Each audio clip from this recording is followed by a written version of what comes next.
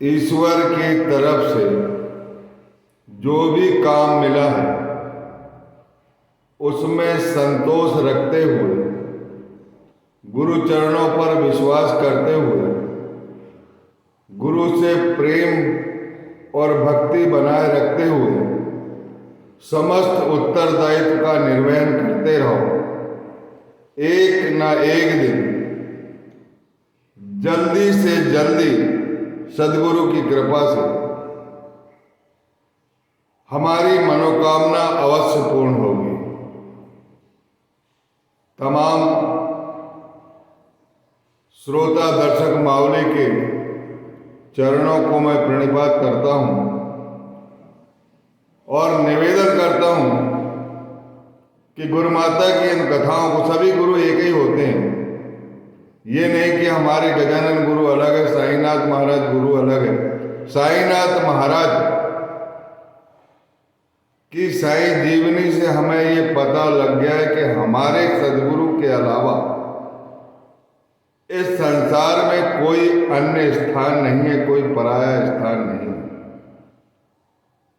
और गजानन गुरु की बात करोगे तो साईनाथ महाराज की कृपा से ही दासगणों महाराज ने गजानन महाराज का चरित्र लिखा है। बहुत ही चमत्कारिक और शिक्षाप्रद जीवनी है उनकी। मैंने आपसे कहा था पिछली कथा में कि 3 अध्याय समाप्त होने के बाद, 3 दरवाजों से भेंट करने के बाद गुरु गजानन के जो चमत्कार हुए हैं उनसे हमें क्या शिक्षा मिलती है, उस शिक्षा को हमें आत्मसात करना चाहिए। हे बेटा बेटो, साईनाथ महाराज के, गुरु माता के बेटा बेटो, सब जगह साईनाथ महाराज है, दूसरा कोई नहीं है। गजानन महाराज के जो पहले अध्याय में जो प्रार्थना की गई, उस प्रार्थना को अवश्य करना। जब भी कोई काम करना रहा, कोई भी यदि काम में सफलता प्राप्त करना है, तो गजानन गुरु ने के लिए जो दासगणों महाराज ने प्रार्थना लिखी है वो प्रार्थना अवश्य करना, क्योंकि वो छोटी प्रार्थना है। और अगर आपको बहुत अधिक प्रेम बढ़ाना और काम ही करवाना है तो साईनाथ स्तवन मंजरी दासगणों महाराज द्वारा जो लिखित है, मैं उसका एक वीडियो अवश्य बनाऊंगा। वह सबसे सुंदर प्रार्थना है। मैंने जितनी भी प्रार्थनाएं पढ़ी है उसमें सर्वोत्तम प्रार्थना साईनाथ स्तवन मंजरी। मैं हिंदी भाषी हूं और हिंदी भाषा में उसका अनुवाद कर दिया गया है, उसे अवश्य पढ़िएगा। गजानन गुरु भी जहां अन्न फेंका गया है उस अन्न को ढूंढकर खाते प्रकट हुए हैं। इससे हमें ये शिक्षा मिलती है कि हम जो भी भोजन थाली में करते हैं ये भगवान का प्रसाद है, इसे पूरा ग्रहण करना चाहिए। आवश्यकता से अधिक नहीं लेना चाहिए। भले ही आधी रोटी कम खा लो, लेकिन थाली में अनाज मत छोड़ना। मैं आपसे विनम्र प्रार्थना करता हूं, क्योंकि गजानन गुरु को अन्न से प्रकट होना पड़ा और इस धरती का भूभार हल्का करने के लिए अपनी जीवनी से उन्होंने जो उद्धार किया है उससे लोक और परलोक दोनों सुधरते हैं। दूसरा, जब भी कोई धार्मिक कार्य होता है, मांगलिक कार्य होता है, सामूहिक भोजन बनता है, तो जो थालियों में जो भोजन छोड़ते हैं लोग, वैसे तो छोड़ना नहीं चाहिए, और अगर छूट जाता है तो उस भोजन को अलग से एकत्र करना चाहिए। जमीन में उस भोजन को नहीं फेंकना चाहिए। तुरंत गाय वगैरह जो भी है उसका सदुपयोग हो जाना चाहिए। अगर ऐसे ही अन्न फेंकते रहोगे तो परमात्मा को अवतीर्ण तो लेना ही पड़ेगा। और गजानन महाराज ने इसी कारण नाबालिग उम्र में पूर्ण दिगंबर हालत में, कपड़े तो दिखाए जाते हैं चित्र में, पूर्ण दिगंबर हालत में वो एक पेड़ के नीचे जूठी पत्तलों के जूठन को खा रहे थे और साथ में उनके श्वान भी खा रहे। देखो कितनी सिमिलरिटी। साईनाथ महाराज भिक्षा मांगकर लाते थे, गरीबों को बांट देते थे और उसके बाद समग्र भिक्षा को एक कुंडी में रखते थे और उस कुंडी में कुआ, पशु, पक्षी सब खाते थे, बिल्ली भी खाती थी और कभी कभी श्वान भी आकर उसमें खाता था। और जो कुछ बचा पूरी तृप्ति से खाने देते थे साईनाथ महाराज, कभी विरोध नहीं करते। और जो कुछ बचता था उसे संतोष पूर्वक साईनाथ महाराज ग्रहण करते थे। कितनी करुणा, कितना प्रेम है यहां पर अन्न में प्रकट हुए। और वहां पर अन्न की भिक्षा लिए तो सबको समान था। उनका कहने का मतलब यह है कि जो चैतन्य जगत है ये मेरा ही स्वरूप है। लेकिन अपने अंदर भेदभाव इसलिए है कि अपने अंदर अपन सांसारिक लोग हैं, माया मोह में फंसे हुए हैं। माया मोह के झंझावात से हम बच नहीं पा रहे हैं। इसीलिए कुछ सावधानी बरतना अति आवश्यक है। प्रेम सभी प्राणियों से करो। कहने का मतलब यह है कि ईश्वर की सर्वव्यापकता को समझो, मैं और तू का भेदभाव समाप्त करो। उसके बाद गजानन महाराज को खाना लाके दिया गया, खाना खाया उन्होंने और पानी भी लाके दिया, लेकिन वो पानी नहीं पिया। उन्होंने भैंस के पास जो पानी रखा था, जो जानवर पीते थे, वही पानी पी लिया। इसीलिए पी लिया कि लीला दिखाना था। उन्होंने बताया कि पानी भी ब्रह्म है, भैंस भी ब्रह्म है और मैं भी ब्रह्म हूं, कोई भेद नहीं। तो उन्हें कोई नुकसान नहीं हो सकता। जिन्होंने पूरे संसार को, पूरे पिंड को अपनी आत्मा से जोड़ लिया है, सब आत्मस्वरूप हो गया है, उनके लिए, उनको तो अलग से ही शक्ति मिलती है। अपन जरा सा भी खा लेंगे तो अपने को एंटीबायोटिक्स की जरूरत पड़ती है। लेकिन प्रेम बरकरार रखना, मत खाओ जूठा। हमें जरूरत नहीं है जूठा खाने की, लेकिन प्रेम रखना चाहिए, दया रखना चाहिए। इस बात की हमें उसमें शिक्षा मिलती है। दूसरे अध्याय में गजानन महाराज वहां से अंतर्ध्यान हो जाते, बंकटलाल को प्रेम हो जाता है। बंकटलाल गजानन महाराज की मूर्ति को हर जगह देखने लगता है। सब जगह जल तल काष्ठ सब जगह बंकटलाल को गजानन महाराज दिखाई देने लगते। इसको ध्यान लगन कहते हैं, इसी को ध्यास बोलते हैं। हमेशा चिंतन करने लगे, उनकी कृपा हो गई, उनके हृदय में समा गए। जिधर भी देखते थे तो गजानन महाराज दिखाई देने लगे, तो उन्हीं की मूर्ति दिखाई देती। 4 दिन तड़पने के बाद गजानन महाराज एक शिव मंदिर के पीछे मिलते हैं, नीम के झाड़ के नीचे। साईनाथ महाराज ने भी नीम के झाड़ के नीचे प्रकट हुए थे। और सबसे पहले नाना चौबदार की मां ने देखी थी। यहां सबसे पहले बंकटलाल अग्रवाल और दामोदर पंत ने देखा। भाग्यशाली लोग हैं। जब 4 दिन बाद गजानन महाराज वहां पर बैठे मिलते हैं और कीर्तन हो रहा था शिव मंदिर में, गोविंद बुआ टाकलीकर सुप्रसिद्ध कीर्तनकार बॉम्बे के, बॉम्बे कह रहा हूं, पूना के निवासी हैं, मुझे पूरी जानकारी नहीं है, लेकिन सुप्रसिद्ध कीर्तनकार, कथाकार। और भगवद गीता के 11वें स्कंद में हंस गीता पर प्रवचन हो रहा था। और प्रवचन ये हो रहा था कि अंदर भी वही रमा है और बाहर भी वही। और जब उसका पूर्वार्ध कीर्तन कर रहे थे वो, तो उत्तरार्ध जोर से उन्होंने कह दिया और सबको वो सुनाई दिया। सब आश्चर्यचकित हो गए, कौन ऐसा ज्ञानी पुरुष है, पूर्ण दिगंबर, नीम के पेड़ के नीचे। सब दौड़ के गए, हाथ जोड़कर बोले कि चलिए कीर्तन में। नहीं गए, स्वयं कीर्तनकार को अपनी व्यास गादी छोड़कर आना पड़ा। और गोविंद बुआ टाकलीकर उनके चरणों को प्रणिपात किया और कहा, हे पार्वती का आप मंदिर में शोभा देते हैं। हे कर्पूर गौरम, चलिए मंदिर में विराजिए, आपका ही कीर्तन हम कर रहे हैं। तब गजानन महाराज ने उनसे कहा कि जो कुछ कीर्तन करते हो, जैसी कथनी रहती वैसी कृति भी होना चाहिए। आपने अभी कीर्तन में कहा है कि जो अंदर है वो बाहर है, बाहर भी ईश्वर है और अंदर भी ईश्वर है।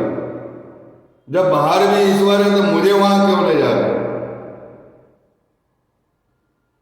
उन्होंने ये समझाया कि ईश्वर की सर्वव्यापकता को समझो। इस बात की हमें दूसरे अध्याय में शिक्षा मिलती है। फिर बंकट लाल मना थपा के उनको लेके फिर अंतर ध्यान हो जाते हैं। फिर बंकट लाल परेशान हो जाता है, ध्यान लगन लग जाती है गजानन महाराज में। गुरु गजानन के अलावा कुछ नहीं, और उनका मंत्र हमेशा गुनगुनाते रहते थे, गण गण गणांत होते। माणिक चौक में मिलते हैं सेगांव में, फिर माणिक चौक से पकड़कर वो अपने घर में ले जाते और उनका घर पंढरपुर बन जाता है। पूरे लोग उनके चमत्कार को देखने आने लगते हैं। कोई सिद्ध संत वहां पर आया है जो पूर्ण दिगंबर है। पंढरपुर बन जाता है बंकटलाल अग्रवाल का घर। आज भी सेगांव में बंकटलाल अग्रवाल का परिवार गजानन मंदिर के बाजू से उनका घर है।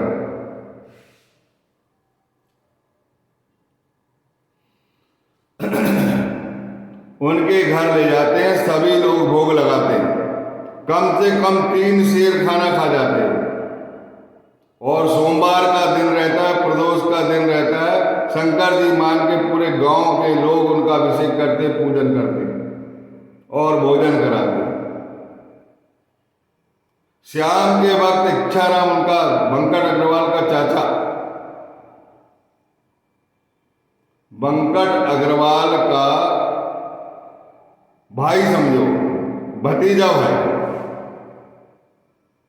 उनके पिताजी के भाई का लड़का इच्छाराम प्रदोष का व्रत रखता है और शाम को गजानन महाराज के पास जाता है कि आपने सबका भोजन किया है, मैं भी आज उपवास था, आपका ही उपवास रखा था मैंने, और आप इस भोजन को ग्रहण करें। उनकी इच्छा नहीं थी, लेकिन बहुत ज्यादा आग्रह कर लिया उन्होंने। कभी भी किसी भी व्यक्ति को अगर भोजन करा रहे, आग्रह करो भोजन करने के लिए, लेकिन खाना परोसते समय अनावश्यक अनाज मत दिया करो। उनसे पूछा करो कि भैया चाहिए, यदि वो स्वेच्छा से बोलते हैं लेना चाहते हैं तो दीजिए, और खाओ, ये भी खाओ, वो भी खाओ। उन्होंने 3 शेर अनाज तो दोपहर में डाल लिए और फिर इच्छाराम का भी भोजन कर लिया, सब खा गए। नमक, मिर्ची, चटनी, अचार, नींबू सब खा गए।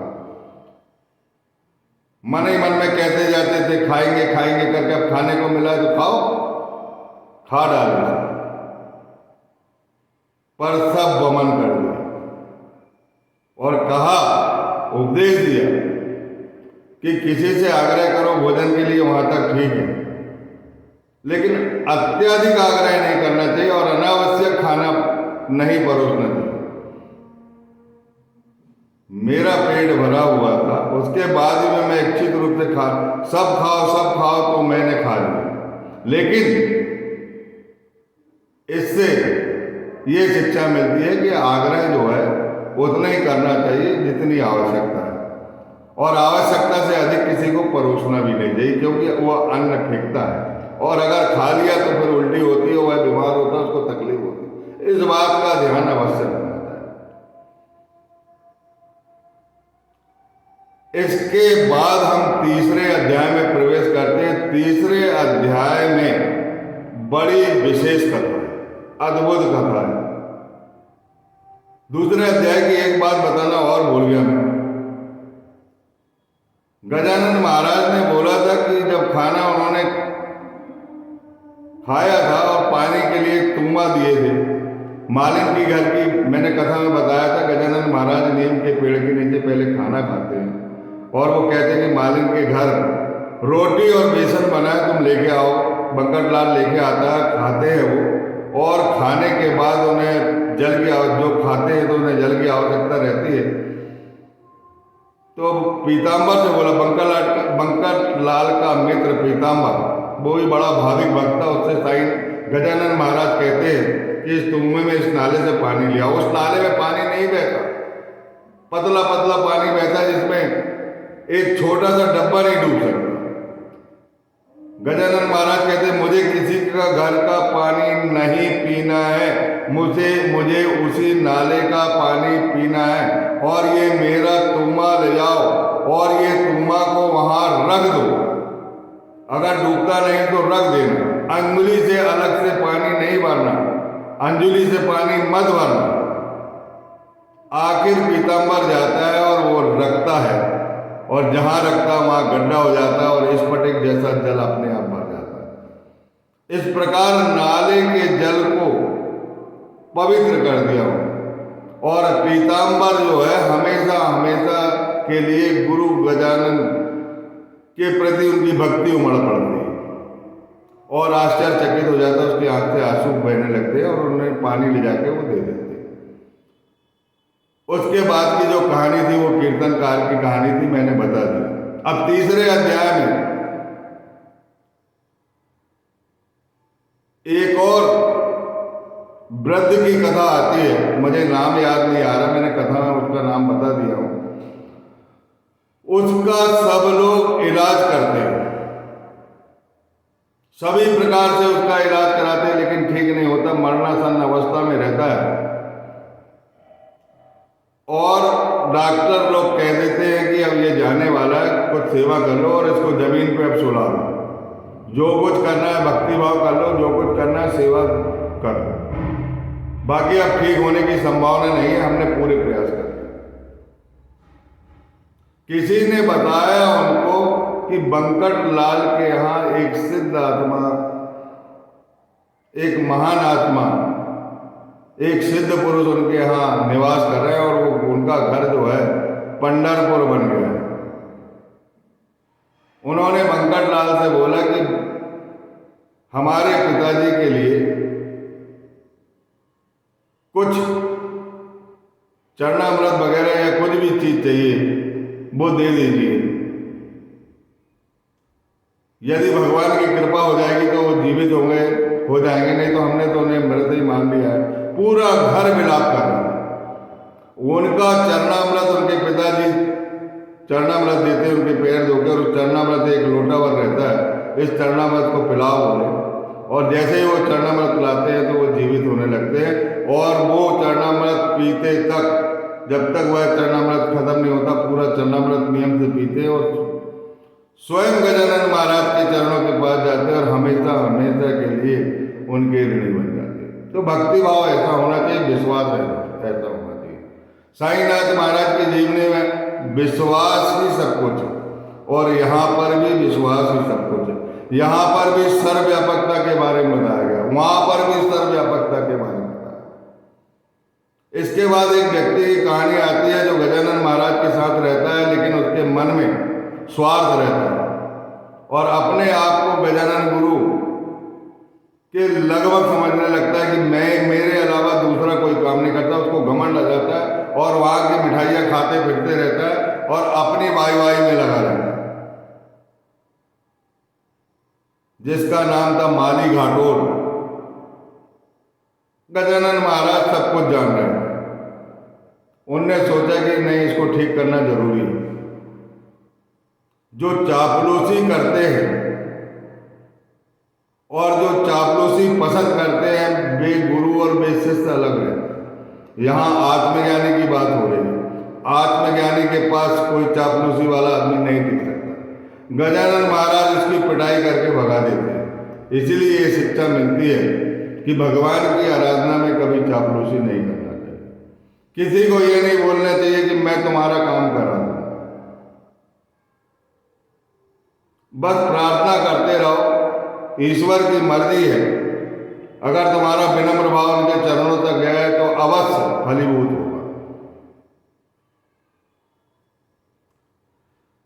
इसके बाद अब हमारा चौथा अध्याय,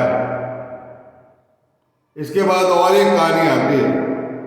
काशी की गोसाई बताओ, काशी में रह रहा है, अभी गजानन महाराज के प्रकटोत्सव का महीना भर भी नहीं हुआ और काशी में उनकी ख्याति फैल गई। काशी में गोसाई को स्वप्न आता है,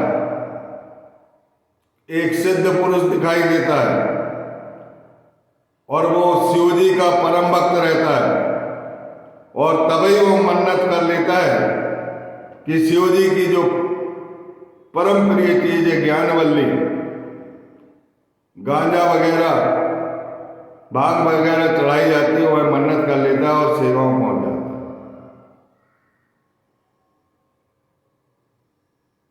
और सेगांव पहुंचने के बाद बाहर बैठा रहता है, उन्हें कि सब लोग फल फूल मिठाइयां दे रहे हैं और मैं ये क्या दे रहा हूं, नशेली चीज। लेकिन गजानन महाराज जान जाते किसका प्रेम कैसा है। विशुद्ध अंतःकरण वाला सन्यासी था वो।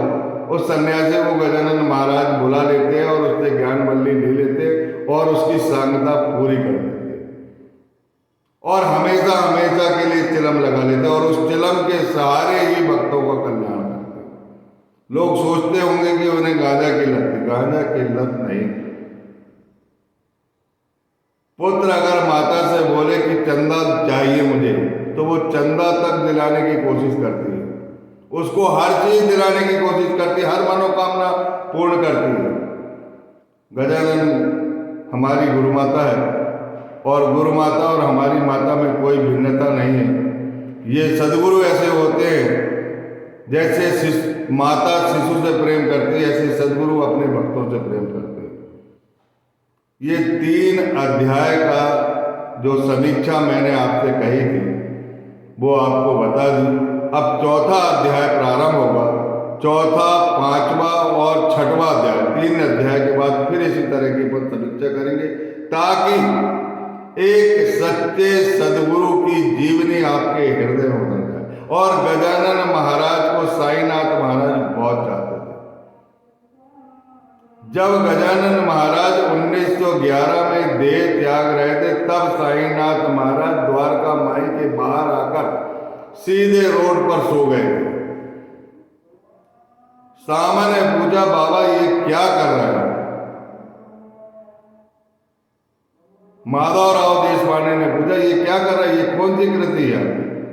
तो उन्होंने अपने हृदय पर हाथ रखकर कहा था कि आज मेरे प्राण निकल रहे हैं, मेरे एक तरफ के प्राण जा रहे हैं। कहाँ के प्राण जा रहे हैं, किनके प्राण जा रहे हैं? तब उन्होंने बताया कि सेगांव में मेरा बड़ा भाई रहता है, वो आज ऋषि पंचमी के दिन देह त्यागने वाला है। तो मुझे उनका ध्यान आ गया। वो हमेशा मेरे ऊपर कृपा बरसाते रहते थे, मेरे ऊपर दया करते रहते थे, उसका आशीर्वाद था। मेरे बड़े भ्राता है और भ्राता से कैसा प्रेम होता है। जब भ्राता जा रहा है तो मुझे तो कुछ ना कुछ दर्द होगा ना। ऐसा बंकटलाल को उन्होंने समझाया। और इधर गजानन महाराज ने जिस दिन देह त्यागे थे, दादा खापर्डे स्वतंत्रता संग्राम सेनानी, प्रसिद्ध वकील वनाड़ प्रांत के,